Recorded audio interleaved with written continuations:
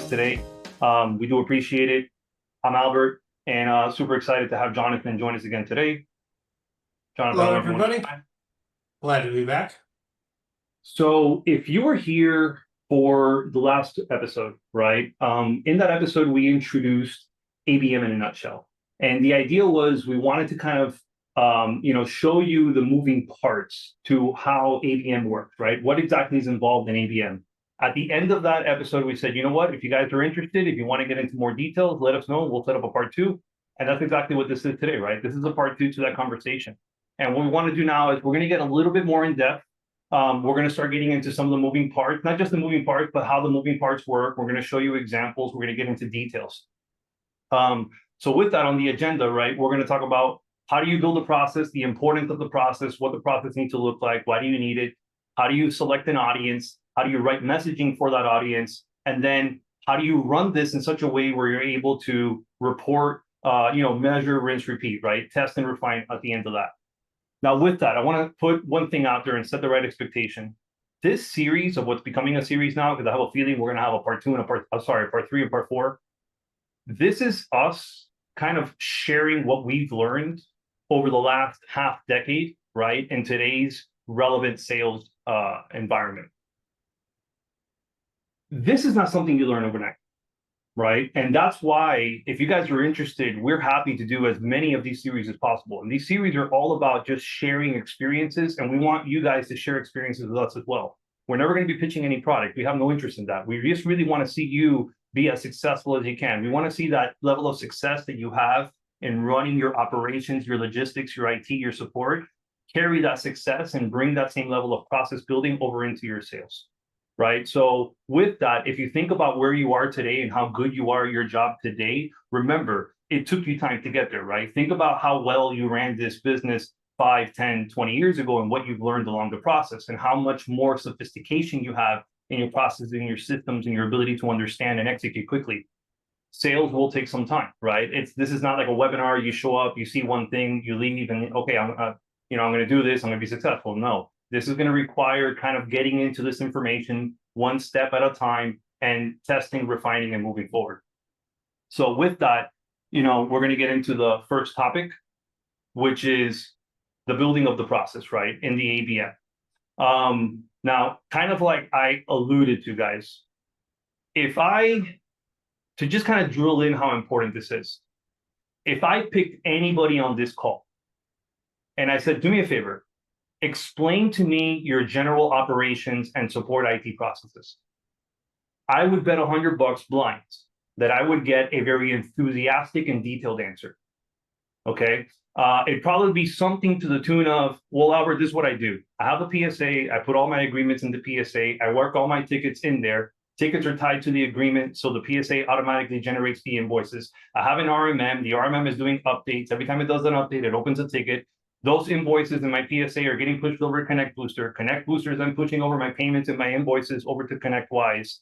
I know how many tickets I have per X. I know how many tickets I have per Y. I know my SLA. I know. Now, if I asked anybody at random, tell me what your sales and marketing processes are like, okay, I more than often get an answer like, well, I've got this person that does my social and my website, whatever that means. I've done these events. I did these ads in this place. I did the whole send the letter thing that Robin Robbins told me to do. I wouldn't get the same level of enthusiasm and detail. And what I interpret from that is all of these activities literally happening in this black box, right, of activity that you can't see, where you have like this hope of faith that this activity creates a reaction, creates someone who just wants to buy all of a sudden. And it doesn't work like that, right? You have to have sales and marketing processes that are as sophisticated as your support and IT processes, so that you can have the same kind of conversations and you can answer things like, what's your CAC? What's your CPO? What's your TAM, right? Your cost of acquisition, your cost per lead, your total addressable audience. What's your click-through rate? What's your open rate, right? How often does somebody go from an SAL to an SQL? How often or how many MALs are you getting a month that are turning into MQLs? How many demos do you do? Of those demos, how many turn into a proposal? Of those proposals, how many turn into a deal? What's your average life cycle? So some people on this call can absolutely answer that, but a lot can't, right? Because we haven't necessarily treated sales and marketing with the same level of sophistication and attention that we've treated IT and support.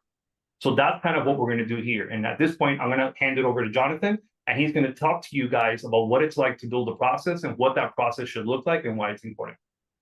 Yeah, thanks for the introduction to this section, Albert. So, as you can see by the headline, the first thing we want to talk about is how long does it take to get in front of somebody and actually get them to engage with you?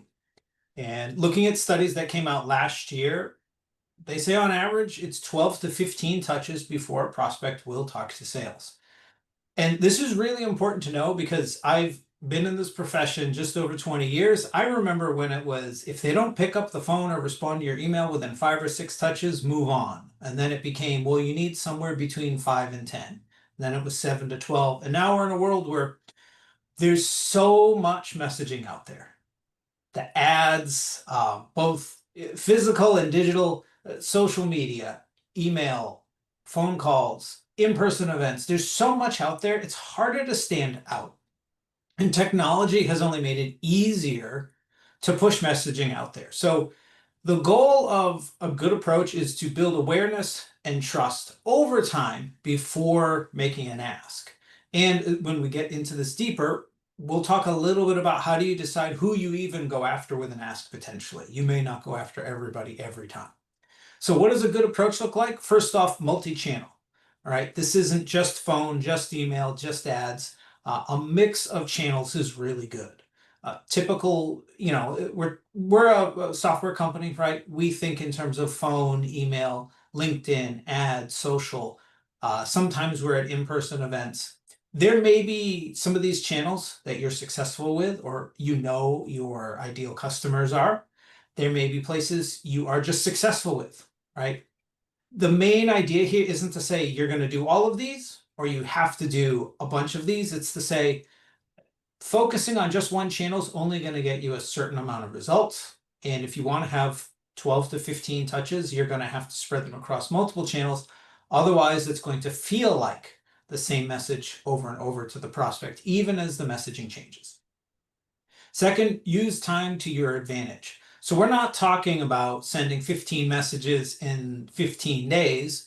If you're going to have 15 touches, ads and social posts and emails and calls, it's probably going to be spread out over at least a month, if not 2 months. And when we dig into the example later, I believe that example is around 7 weeks. And as you go through that process, you're going to start by building awareness. And then hopefully you start building trust. And then if they're engaging, maybe that's when you ask for that initial meeting. The days of being able to just pick up the phone and reach out to somebody and get a meeting still exist to a small degree, but that's fewer and fewer of the meetings out there. We're talking, I remember the days when you could do that all day, and now there's only a few industries where that's the case. Most of the time, you've got to warm up and build a relationship. Another thing to touch on with multi-channel is the variety of touches. So not everybody is going to respond to every single channel. So this is another reason to diversify. Also, like I said, we're spreading it out over a long period of time. We don't want to reach out to somebody every day. And so over time, as you're thinking about how do I build awareness and build trust, think about things like, how do I get curiosity? How do I show them I know their business and what we're talking about? Having that kind of blend increases the chance of getting that initial conversation. What I've used for a long time, I think about 15 years now, and it's not in every email touch, but my favorite question to ask when I get to the point where I want to get a meeting is actually not to ask for a meeting. It's to say, hey, here's a problem that I've helped with before. Here's a way we've done it. Are you curious to hear some ideas about what that could look like for you? I'm trying to be someone who's offering something. And so I give that example because even in the way you ask, you want to have some variety. You want to not just always ask for the same thing. And then last, you're not going to just reach out 12 or 15 times and then never reach back out again. The idea is that there's going to be an engagement cycle to try and warm somebody up and meet with them. And then you would put that company or prospect back into some sort of marketing nurture. try and warm them up slowly over time. This is something we do with leads that don't convert into a meeting or who take a meeting with us and don't go down the path of becoming a customer. We continue to market to them. Some of them re-engage, and we go back after them to try and connect with them because the timing just may have been off. So that's something you'll want to think about with this. So ultimately, the idea behind this is that when you reach out, sure, there's going to be a small percentage, and the data ranges from 1 to 3% of people are in the market at any given time for a specific product or service. That means almost everybody, except for the occasional swing in connection, isn't in the market and it's not going to respond unless they're warmed up over time and you start to build that relationship with them. That may be the best way to think about this. A lot of your messaging is going to be about building a relationship, whether or not it turns into one long term, because that's the way you're going to want to do business, and that's who they're going to want to do business with. So I've talked about how much time it's going to take. Let's take the next step in building a process here. Yeah, and Jonathan, I want to add one thing to that. So guys, there's one small typo here. When you're looking at 12 touches, those are really being spread closer to 10 to 14 weeks, okay, when you're working with this many touches. And I wanna bring some additional light to what the touches are, right? A little background info on me. In my early 20s, I managed about $100,000 a month in radio and magazine advertising, okay? And at that moment in life, right, this is 20 years ago, at that moment in life, right, the thing was frequency. You needed a certain frequency, okay, before someone subconsciously recognized you. And until someone subconsciously recognized you, they weren't likely to engage with your brand at all, okay? So we always measured frequency. That was a big deal. Well, frequency 20 years ago was 3, meaning somebody needed to see your brand 3 times before they likely recognized your brand the next time they saw the logo somewhere. They'd be like, oh, I've seen that before. Today, with all of the distractions that we have around us, that frequency, I don't know what the number is anymore, but I wouldn't freak out if the number was like 12, 15, 20. Okay, because people are just, more distracted than they've ever been, and they have more distractions than have ever existed. So when it comes to these touches, the important thing is that the variety of touches, maybe not at the beginning while you're starting small and you're getting more sophisticated, but once you get sophisticated, I'll kind of show you some of the stuff we're starting to do now. Your touches are not all about trying to get a conversion. They're not all about trying to get the person to come back. A lot of those touches are, like you see here, they're about creating frequency, subconsciously and subliminally just putting your logo in front of that person, expecting that 99.99% of people will not engage with it, so that as you get deeper into your process and you get deeper into your funnel, you start getting a little bit more serious and a little bit more direct. But by that time, you've had all of these subconscious touches start putting your logo in front of them, which means that they are 2, 3, 10x more likely to actually engage once you start spending your human effort in talking to this person. So understand that these touches is not 12 emails, right? 12 messages, right? Because we said messaging. A lot of these touches have messaging, but straight up, you're not even expecting that they're going to engage with it. You're just trying to put your logo in front of them some way, somehow. Sweet. So let's talk about what a sequence could look like in action. I want to make it really clear. This is an example that I kind of had a limited amount of space on the screen to fit in on the right-hand side. This can be longer, this can be shorter, this can be built differently. The idea is to give you an example. Okay, so let's start off with the optional. I think advertising is optional. Now, to me, advertising is a great way, especially if you can do it online and your audience is online and you know where they are. It's a great way to just get your name in front of people. You're not necessarily advertising a demo request. You might be advertising a resource you have, an article you've posted, something that gets people to see your name and if they do click on it, they're learning more about you and your thoughts and your take on things. Can it generate leads? Absolutely. But the goal of the ad is awareness. The first real phase that you're going to take control over is warm up, right? If your prospects are on LinkedIn, highly recommend that they start to get to know your name, not through like a connection request, but to engage with some of their posts. Literally go like and comment on a few posts if there's someone who posts. I'm going to tell you, as someone who posts somewhat frequently, but also infrequently on LinkedIn, this happens to me on a regular basis where people go and see my big posts and go and like and comment on them. And then suddenly I have a message from them in my inbox a week later. So it is a way to warm people up. If your audience is on a different social media platform, that may be where you go. And then the messaging you're going to send them would be insights, trends, resources, things that help establish you as an expert and a resource. One of the books on the bookshelf back there is a book called Eat Their Lunch, and it's about how do you win business from people who already have a vendor. And one of the core concepts of the book is that people buy from experts. And so if you can establish your expertise through what you're promoting with your ads, through what you're sharing on social, through the emails and the resources you're sending, you start to establish that relationship of, hey, I'm someone who understands you and this market, and I know what might be helpful to you. Between phase 1 and phase 2, there's oftentimes an assessment phase of who's engaged with my ads, my social, my emails. And sometimes you only move those forward to phase 2. If you don't have a huge list or there's not a lot of engagement, you might move everybody forward to phase 2, which is engage. It really depends on you, your company, your resources. Maybe if you have a team or a salesperson who follows up on this, it changes. But ultimately, phase 2 is when we really get into it. Phase 2 is when we're oftentimes sending an email specifically with a problem that we typically see for that sort of ICP, and we'll dig into ICPs and messaging in a few minutes. That's pretty common to them, and that's important to them. I normally think of these as I want to hit on things that are an 8 or higher out of 10. And I'm also following up with other steps at that point. So it could be a call in and a voicemail. Maybe it is trying to connect with them or message them through LinkedIn. Maybe there's direct mail as a component. There's a lot of ways you could go with it.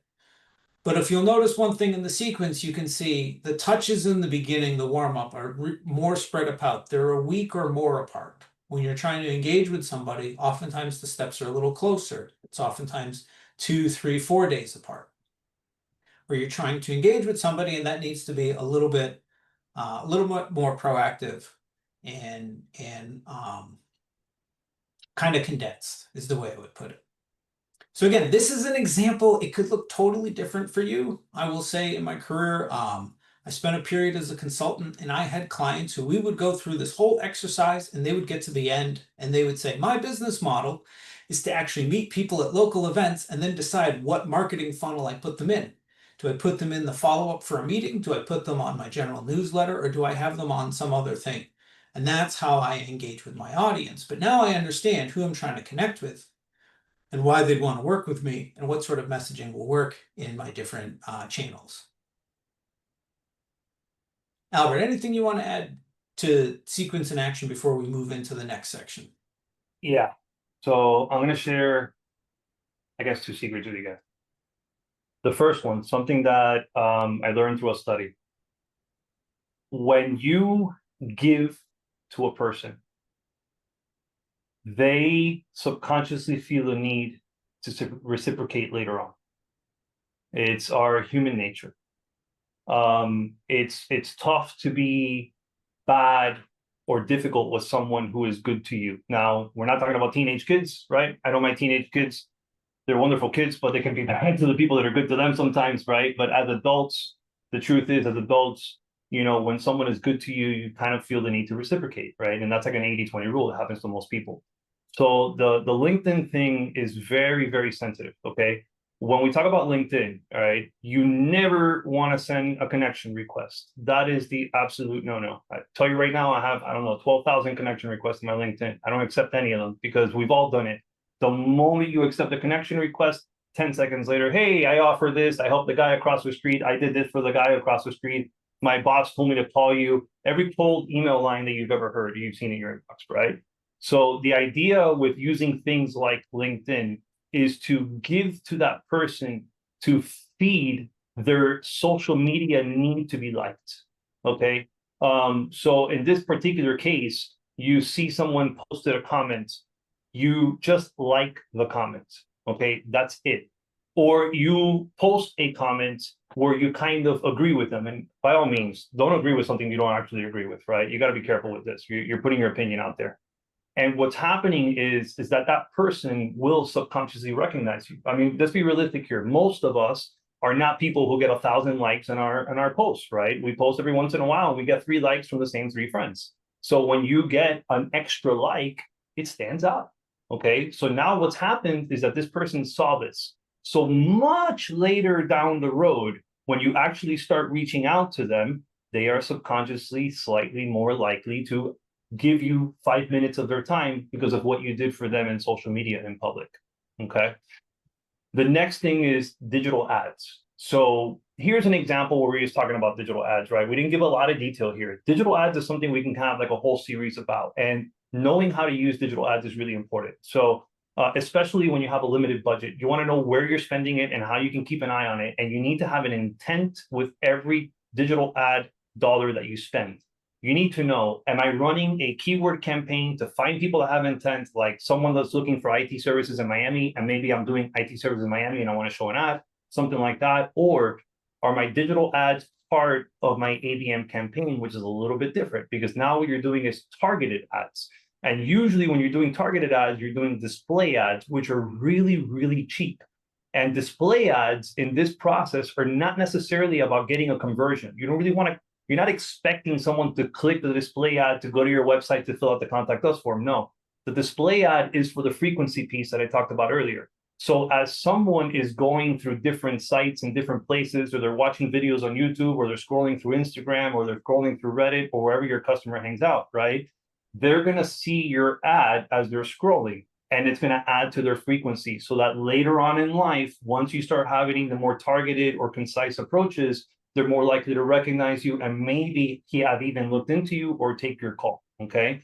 So that's another piece that we're going to get into another time, which is this whole process is to do 2 things. Okay. It is really to generate demand, to possibly create intent or curiosity on inbound buyers and find and feed that inbound buyer behavior, where today's buyers, they don't really want to talk to anybody. They want to go to your website. They want to go to forums. They want to go to blog posts. They want to look around. They want to learn. So you're using this process to create more of that.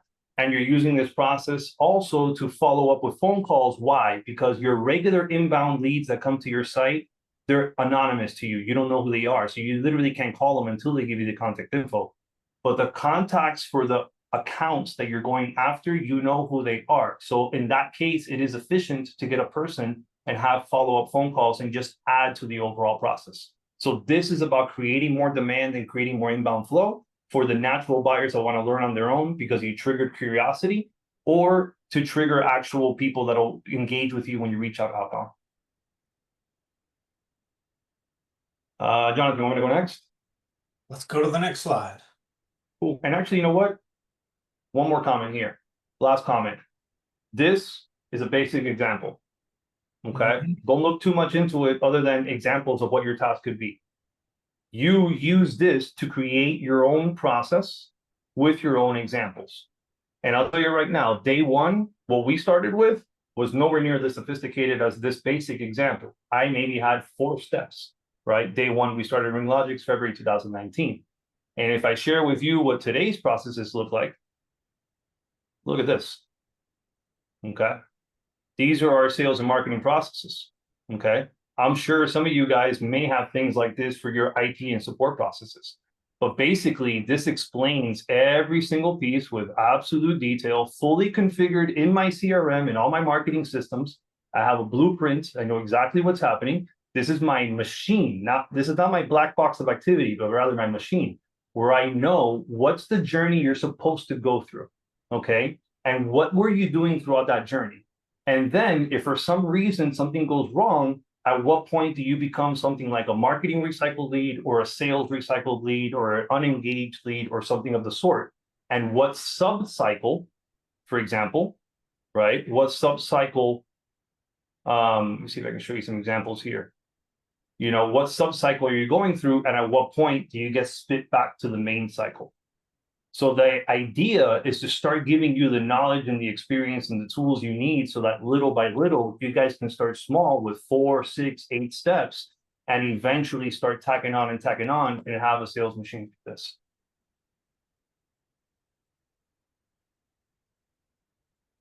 Okay, audience selection.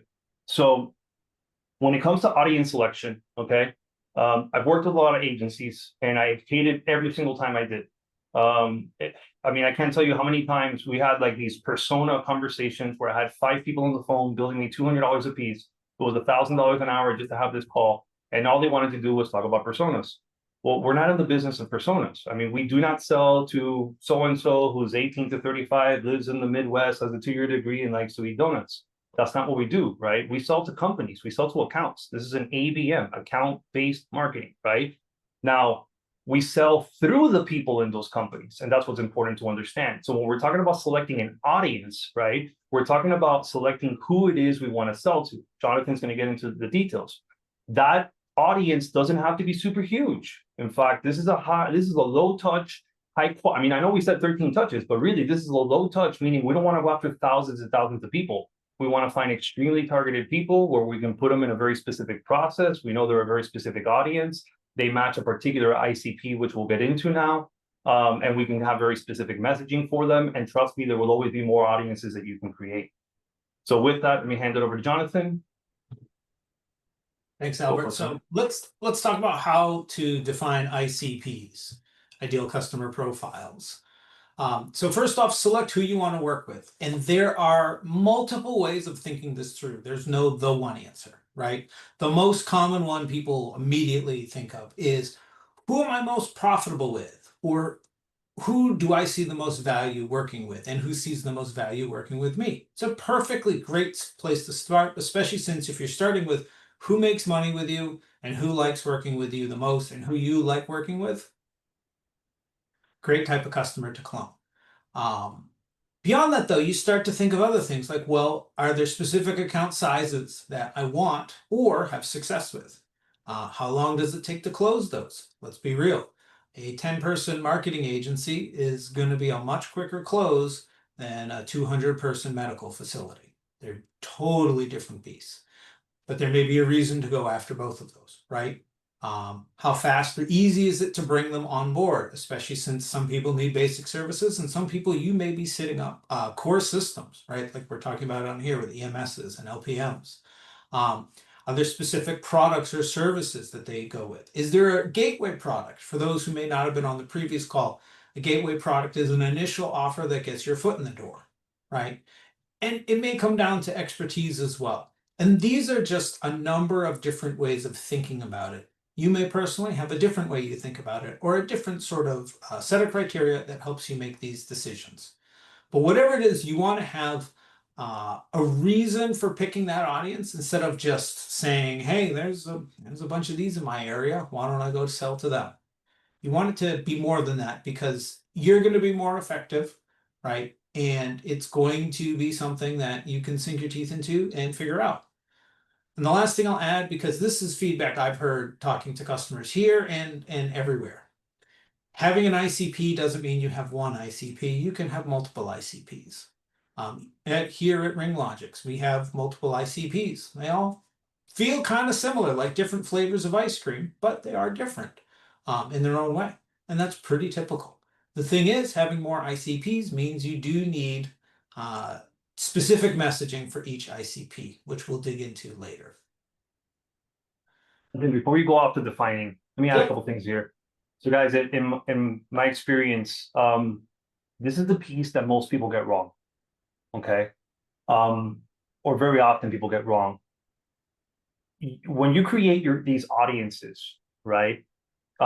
It says here you can't have multiple ICPs. You must have multiple ICPs. Because if you don't, then you're in the business of generic. And generic is a commodity that's not too hot right now, okay? There are somewhere between 30 and 35 million businesses in the United States. Okay, 99.9% of those businesses are small business, right? The 0.1% is enterprise. So within that, if you just say something like, okay, I'm going after small businesses, great. Your audience is 35 million, super exciting. No, not exciting at all. Because how do you pitch to that, right? How do you create messaging that resonates with a doctor or a lawyer or a baker? It doesn't matter. You can't because it's so generic, right? So you must have multiple ICPs. And you really, my recommendation is focusing your expertise. These examples of EMS, LPMs, PMSs, some of you guys should resonate with that, right? the EMSs for the medical billing centers, the LPMs for the legal practice management for the attorneys, the PMSs for the hotel billing systems, right? If you have an expertise in this, you are a hot commodity, right? General business IT is tough, but there's people who have very specific systems that need help. And if you know one of these things or going to learn one of these things, well, there is a very specific audience, right? And then even within that, you may have different audiences. You may have different types of law firms, different types of CPAs, different types of doctors, right? And you can have multiple, and you must have multiple, each with their own messaging, each with their own characteristics that you're going to go after. So I just wanted to add that. It's super, super important. Yeah, spot on, Albert. And they're going to be small, right? That's the next thing too. Like a lot of times people think like, okay, I'm going to buy a list, and we're going to get into how you really start creating your audiences. You don't buy lists. Like lists are useless, and doesn't matter if there's 10 cents a lead, 20 cents a lead. They told me that their caller verified, they emailed they're verified, they promised that they're going to swap them out. Guys, that's all garbage. You don't want lists. In fact, if you're working off a list, then that means that you're not targeting, right? You want to cherry pick the people that you're going after. And that sounds intensive, but it's not. So the whole point is when you create your ICP, let's just say there's only 50 companies in there, perfectly fine. I'd rather close 5 or 10 out of 50 companies with very targeted effort, right? Finesse it, than go after 1,000 contacts, have to funnel through that information and all of those inquiries and all of those rejections to end up with the same 5 or 10 customers. So we're talking about quality precision work here, not high volume, high churn. Yeah. So let's dig into how do we define an ICP in different ways. So first, vertical in size, possibly location. Let's start with the easy ones, the ones everybody thought of, right? What Albert talked about, right? Narrowing your focus so your messaging resonates, and don't worry about the size, right? So in my first sales job, I sold industrial cleaning chemicals in bulk. So someone who bought at least 200 gallons of each product per year in about half a dozen industries. And what my boss told me is, he said, you want to map out your entire territory as soon as possible. You want to see how many of these you have in your territory, not because you want to cherry pick the bigger industries, but because you just want to know what sort of opportunities you have in each of the industries we serve. And so you can figure out a game plan to go win those. And so narrowing your focus, right, is really important because, again, if you are general, if your strategy is just to compete for a small business under 20 employees or under 50 employees, or even if it's semi-broad, it's going to be more competitive. And if you're in a competitive space, that means you're competing with other people. One of the other books on the bookshelf is called The Blue Ocean Theory, and I'm going to summarize it real quick. The idea is to be a business where you are difficult to compete with and you carve out your own area of the waters that's not competitive. And as they put it, the red waters that are full of blood. When you are focused on general, you are uncompetitive because you're up against everybody who sells to small business. When you sell to specific businesses and you understand their needs and their technology and what's unique about them, they're more likely to want to work with you because you speak their language and you understand them, right?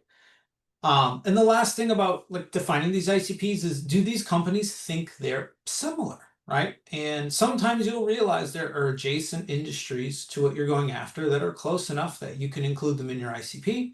And sometimes you realize, even though there's some similarities, there are some differences, right? And it doesn't mean you don't go after both, but it just helps you understand, do they think alike and do they have the same problems and can the same sort of messaging and approach work with them? And a couple last things to think about here. How many companies are there in the area? Now, again, we talked about the size of the audience is not as important as the ICP match, but you do want to have that mindset that I just talked about in my first sales job. How many do I have, right? If there's 50 and it's an ideal customer for you, let's face it, if you win 5 or 10 over, you can probably take over half that market because they're all going to talk. Right? And you have references. And now you have 10 customers and you understand. And when you go talk to the other 40, you'll find that they're like, yeah, you get me. And yeah, there'll always be that 5 or 10% who say, I don't want to work with the guy who works with everybody else. If you go take over that market and that's a market you want, that's the whole point of this exercise, is to win that. And again, there's the adjacency factor. And the last thing is, this isn't an exercise you do once and you say, here's my 3 ICPs, right? I'm going to work with doctors, lawyers, and accountants. You might work with those for a couple years, and as your business changes, you start to realize you'd be really good working for other sorts of businesses, or you gain expertise or an employee from an area where you could go after that market. Things will change. This isn't a one-time exercise, but going through the exercise gets you started, right? And then once you figure it out, you're like, here's how I can figure out who to go after next, or in addition to who we're going after. Jonathan. And guys, I'll be transparent, and on this second bullet for the first section, which have a specific account size, sales cycle, and onboarding speed, I'll share some examples, right? So you guys can kind of compare it to your own business. Like Jonathan alluded to, right? Let's say you're looking at customer size. Okay, I want to go after these $5,000 customers. Like I'm looking at my customer base. I get my top 10% of my customers or my top 10 customers. These are people that are billing 1,000, 5,000, 10, 20,000, doesn't matter, right? You look at these people. The bigger the number, typically the slower the sales cycle. So if you have this long-term goal, right, that you want to meet, perhaps along other goals, then understand what that looks like and how it's going to impact you, right? And set your expectations right. Don't start a process going after $5,000 accounts thinking that next Wednesday you have a $5,000 account. No.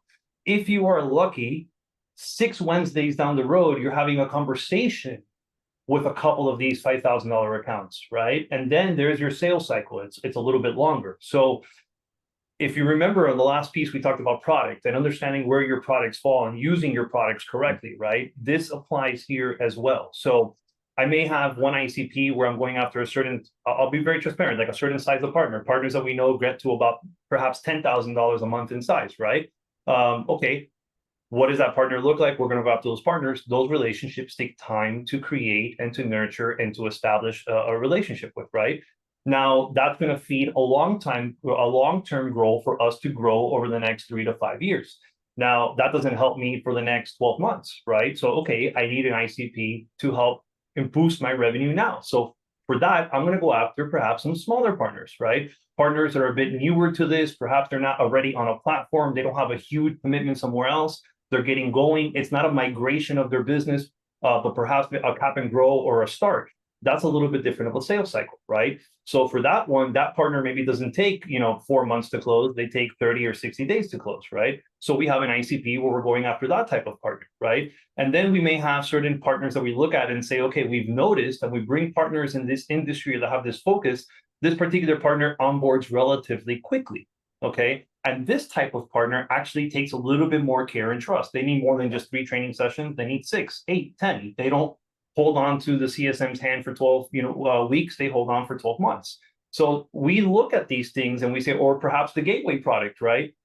It's no secret. We like to push communication services. That's what we do, right? So we may see that someone's offering a certain flavor of communication service. It's not the ideal one we want to offer, but they're offering it. So we bring them in as a gateway product, hoping that they build the trust and one day they decide to try the other services and go. So you need to apply these ideas to your own business and say, okay, how do I look at my customer base the same? Who are the big people that I want to try to close that are going to take me long? Who are some smaller people that I can close that'll boost my revenue today? It's a little faster. What are my gateway products that I know that, for example, this industry has this regulation that's going to need this thing? Well, let me come in with this thing, not hard, but let me come in with this thing, knowing that once I establish a relationship, I increase the chances that a year from now, I can maybe get the rest of their business. And that's how you start creating all of these different ICPs and understanding who's in them and the messaging that you start creating for them. Right. All right, so let's talk about the people in the organization, who you're going to go after. And I like to start with this idea of everyone can say no and not everyone can say yes. And this is something that was taught to me very early on. The person who picks up the phone, answers the door, that you first meet, whoever it is, can say no to you.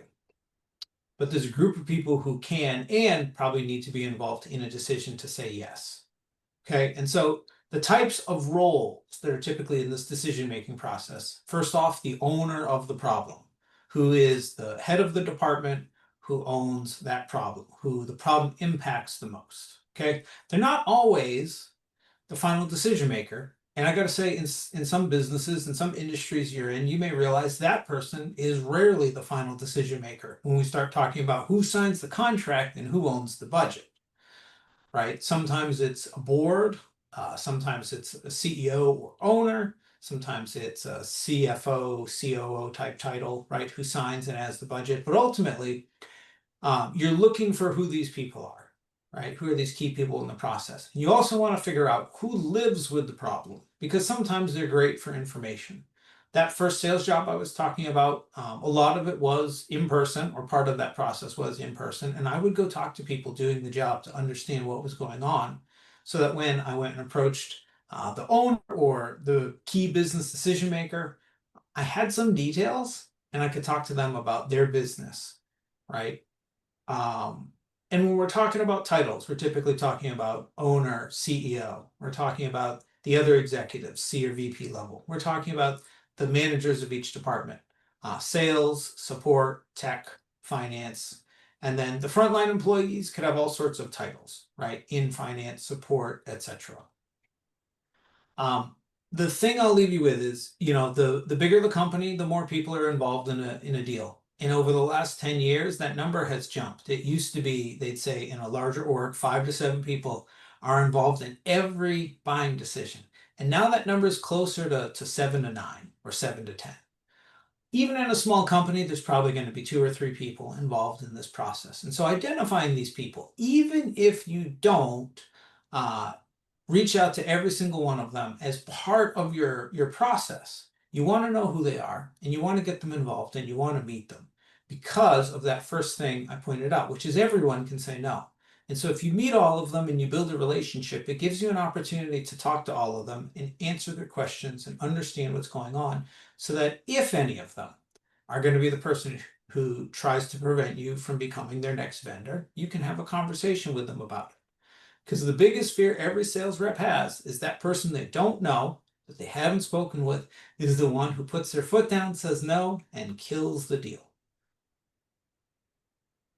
Hey guys, before we move on, we said we wanted to, make it an open forum, and I realized we've been talking for 40 minutes and we haven't done that. So I was looking through the chat and I noticed that there was one comment by Steve.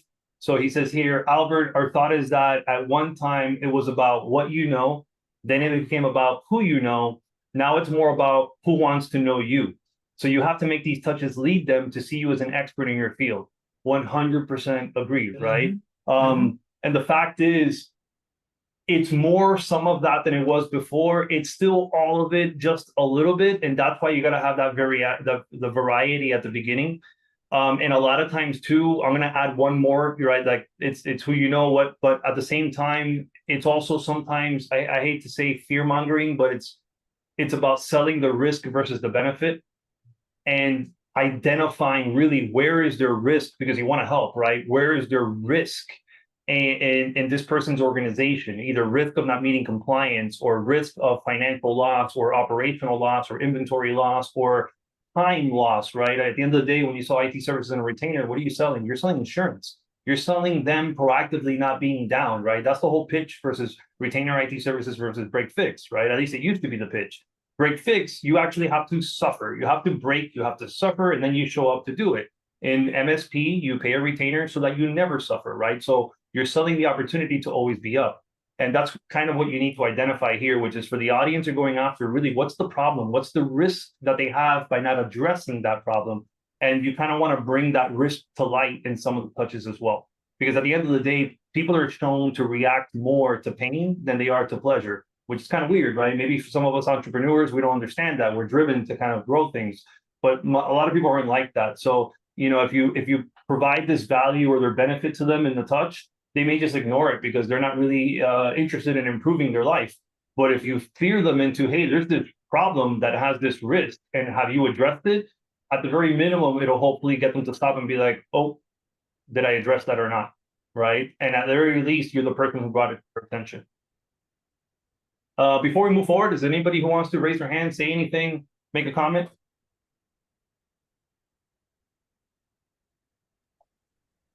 Right. Don't be shy. Do we have shy violets on here? No problem. Okay, we'll go forward. Tools. Okay, so, yeah, let's take a moment. Let's take a moment to talk about the tools you'll likely want to include in your tech stack, right? Albert, did you want to start this one? Because I know you. Well, I mean, this goes full circle, right? The tools is the big thing. So like when I started my explanation on, if I asked you to explain to me your sales processes, you would tell me all the things you're using, right? Your PSA, your RMM, this cybersecurity platform, this monitoring platform, this other platform where your technicians don't store their credentials. The credentials are put in there, and that's how the SSH and all of these platforms, right? And sales and marketing requires at least 2 to 3 platforms. Okay, that's just the reality, right? You're going to have your CRM, and you're going to have a couple other tools you got to have in place. So it's really, really important to have the CRM. It's really important to have a couple tools that he's going to talk about now, especially Surf. I like Surf, and understand how these tools integrate together so that you can have the same level of operations and predictability and process management that you have in IT and support. You can have that same level of consistency here. You need these tools. Yeah, exactly. So let's talk about them for a moment. First off, the one everybody wants to know, how do I get the data, right? And I'll say, when we talk about things like don't buy a list, what we mean are those emails you get when they say, I can provide you the contact information for, 1,000 businesses in your city in this vertical, right? Those, you're going to have to buy a quote unquote list in some way, shape, or form, but it's a list you want to curate. It's a list you want to build. It's not one that you want someone to just email you about and sell.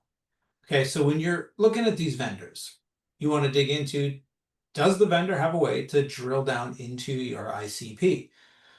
This is something personally I'm going through right now for us, where we're trying to find very specific lists, and everybody promises you the world until you dig into the details. So they'll tell you, hey, we've got a list of 4,000 in your area. Okay, well, what does that 4,000 look like?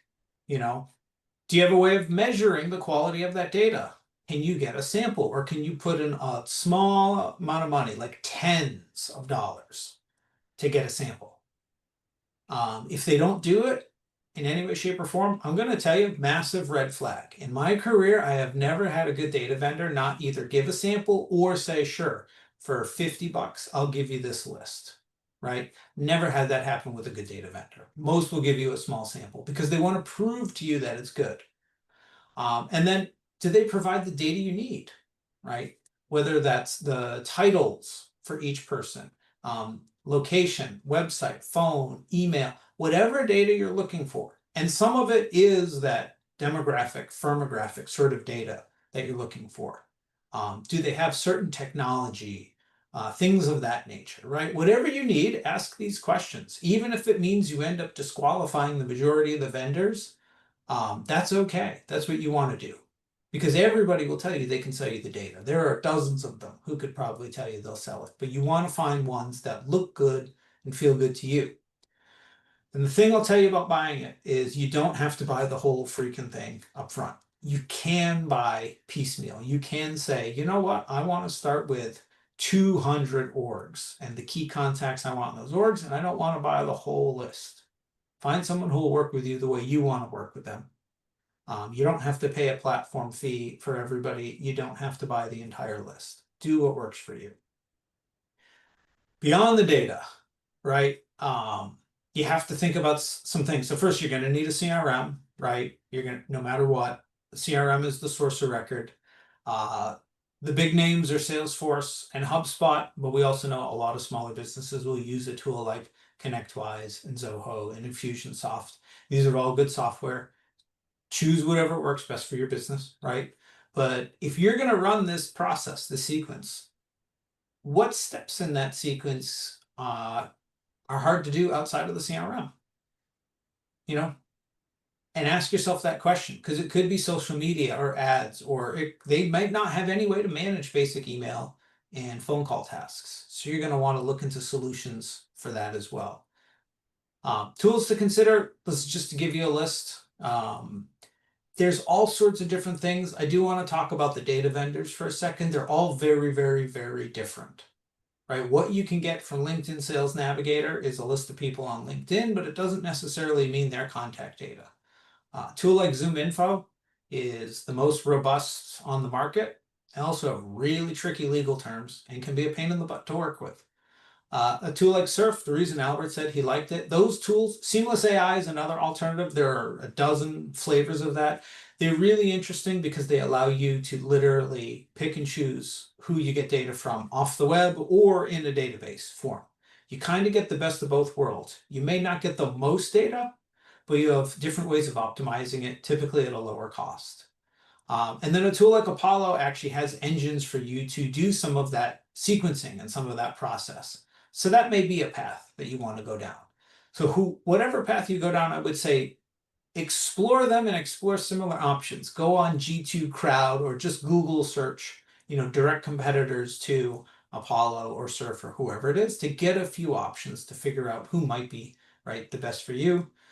And then in terms of you have a sales team and you want them managing their tasks, right? And your CRM doesn't have the sort of tool to do that. The two biggest names out there are Outreach and SalesLoft. I don't know how many small competitors exist anymore because they have either bought them up or run a lot of them out of business, right? So those are two to look at. They are quite expensive. I'm going to warn you in advance. But if you have a sales team, they may totally be worth it to keep them on task and on track and give you the data you need to understand what's working and what's not. This is like the whole shebang here now. So what I want to do is I want to give you one simpler version so you can see where things actually start. If you could only have like two tools, I would say something like HubSpot and Surf, and you're good. Okay? Why? HubSpot is a good CRM. I'm not selling it. I don't love it. Okay? But it's a good CRM. HubSpot's a good CRM. It's going to do all your account management. It's going to do your data management. If you want to do any kind of data augmentation, sorry, Jonathan, do you want to say something? Let me add two things about HubSpot. HubSpot helps you do marketing. HubSpot helps you run sequences. Yeah. So it gives you some of that additional functionality, right? So the thing here is, something like HubSpot, it'll manage your accounts, it'll manage your contacts. It's got built-in data enrichers. So once you have a contact in there, it'll scrub the internet on different vendors and it'll add any data that it can find for you. So it'll do things like that, right? You'll be able to run your sequence there. You'll be able to run your outbound emails. You'll be able to track all your activities, your tasks. So if you're supposed to do the LinkedIn comment or if you're supposed to make the phone call, you're supposed to send the SMS, you're supposed to mail the letter. We didn't talk about mailing, but that can be here as well, right? As part of your sequence. If you're supposed to do any of these things, it'll create the task for the sales rep who's doing it or the BDR rep so that they can actually do it and execute it. It will keep track of those tasks the same way that you would keep track of your tickets. So you can understand what your team members are doing and are they performing the activities they're supposed to be doing, and are you getting the results you're expecting out of those activities? Are you getting the conversion rates at each stage of the game, right? So with something like HubSpot, you pretty much have the whole shebang right there. And then I said it before, we do a little bit of both. You have to, right? But I don't like buying lists because I think buying lists is a false sense of security. It's a false sense of you're going to have some level of success. You got this big list, all these people. Or you might go after too many people by accident, or you might go after too broad of an audience. So my recommendation would be that if you bought a list, have it strictly as a directory, right? As your own little database. So you can say, I want doctors in the 33016 area code. Okay, get your list and only look at the doctors in the 33016 area code. Don't look outside of that. Don't let the big list distract you, because once you start looking at an audience that's more than a couple hundred people, okay, then you're very likely looking at too big of an audience. And you're gonna water down your messaging, you're gonna water down your efforts. So what something like Surf allows you to do, which is really neat, right? And this is why I don't like buying contacts, is you use Surf and you'll go to a place like LinkedIn with or without Sales Navigator, okay? And inside of LinkedIn, if you know the company you're looking for, you'll look up the company on LinkedIn, right? And most companies have a LinkedIn page. So, and by the way, this is why you have to buy lists too sometimes, because if the company doesn't have a LinkedIn page, how else do you get their information, right? But let's say they're on LinkedIn. Now that you see the company is there, the first thing you need to do, okay, is go to their website and see what they're up to. What are they doing? What do they offer? Do you anticipate that they're using the systems that you support? As an example, I'll tell you something I would do if I was in your place. Like, let's say you're selling a particular EMS, right? And you know that EMS has a portal login page, and you know what that portal login page looks like. Well, when you go to this doctor's website, look for a login link somewhere and click the login button and see if you recognize the portal. If you do, now you can say, oh, okay, this is someone who uses EMS XYZ. I know this product. Okay, I know that I can handle it, right? So the idea is that you're looking to see what's going on. You're maybe even reading some of their news or some of their activity to understand them, so that you can decide, okay, I want to go after this person because I verified it. not because they're on some list with some sick code or FIPS code or whatever code someone tried to sell you, right? Because you looked them up and you said, I want them to be my customer. Okay. So once you do that, you find them in LinkedIn, you go to the people page and you look at the people that work there. And the idea here, this is why I don't like titles. Like we had the word title in a couple places in the presentation, we took it off, right? You don't go after titles, you go after roles. I mean, the reality here is, we likely have a lot of CEOs on this call, a lot of owners, right? If I ask around the titles, it may be managing partner, CEO, chief nerd, executive director, president. There's a million different titles, right? So titles are just the worst thing to do. What you want to do is you want to look at the workforce. Who are the people working there? And say, which one of these people is very likely an owner or stakeholder of some sort, okay? Then which one of these people is likely a sales manager? Which one of these people is likely a support manager? And the cool thing about a tool like Surf, it's an extension browser that's running, it's an extension that runs in your browser. As soon as you see the person and you see, okay, John Smith, this person's sales manager, you right click and you hit enroll. And that's going to add that contact with all their contact information that's on LinkedIn, along with whatever it can enrich. And it's going to enroll them in the sequence with the messaging that's for that role in that campaign. So on the same page, you might hit right click, enroll, sales manager, right click, enroll, support manager, right click, enroll, and you're picking the different roles that are part of your ICPs when you're building out your messaging. So with just those two tools, you got a lot going on. And of course, as you get even more sophisticated and you have more budget, you start bringing in Apollo, you start buying intent data from ZoomInfo, you start doing more sophisticated sequencing with SalesLoft, you get everybody a Sales Navigator license, but you don't start there, you grow into that. But guys, before I go any further, this presentation has run twice as long as we anticipated, okay? So I want to open up the floor and I want to make this offer. We have about half of the material left, okay? We can try to run through it at a faster pace and knock it out in 20 minutes, or if you guys want, we can stop right here and we can have a part 3 and we're going to cover the other half of the material. So do we have any part 3? Any opinions? Part 3? Carl voted part 3. As I say, you made her on a poll, but thank you, Carl. Yeah, I feel like I think people would rather part 3, Albert, just because it's a lot to digest, especially what you already went over. You know what I mean? It is. And it's not complicated. It's complex, right? That's really what it is. It's two different things. It's not hard to understand. It's just new. So you got to go through it little by little. You got to understand it. And then you got to take a step back and look at it from that 10,000 foot view to really understand how it works together. Okay. Any more votes? Anybody want to put a vote out loud? Is there a preference? Right now, we're looking at a section 3 for the rest of the slides. And everybody can talk. You just have to unmute yourself. Yeah. Okay. I mean, I know Carl's smart and we'll let him speak for the group. So, you know what I mean? Now it's Carl speaking for the group. All right, guys, we're going to kill it here today and we're going to have a part 3. So on part 3, what we're going to cover is messaging. Jonathan's going to get into how to deliver the ICP messaging, what part should be templated, targeted, or tailored, and how you do that in the process itself. We're going to review the story framework and how you're going to put some of the messaging together. And we really have, some good information here. What we'll do is this last piece is actually shorter than what we've covered. It's probably, I don't want to say twice as long. It's probably about half as much. So what we'll do is we'll bring some extra material. We'll have this, and then we'll have some more working examples. We'll have some ICP charts, and we'll have some messaging charts, maybe even some more templates, and we can use those if we have any time at the end. And just, I'm a fan of checklists, Albert. In the meantime, since we are having a part 3, I mean, I know the presentation is great, but like having maybe a checklist for our, that we have a lot of partners who are big, small, one-man bands.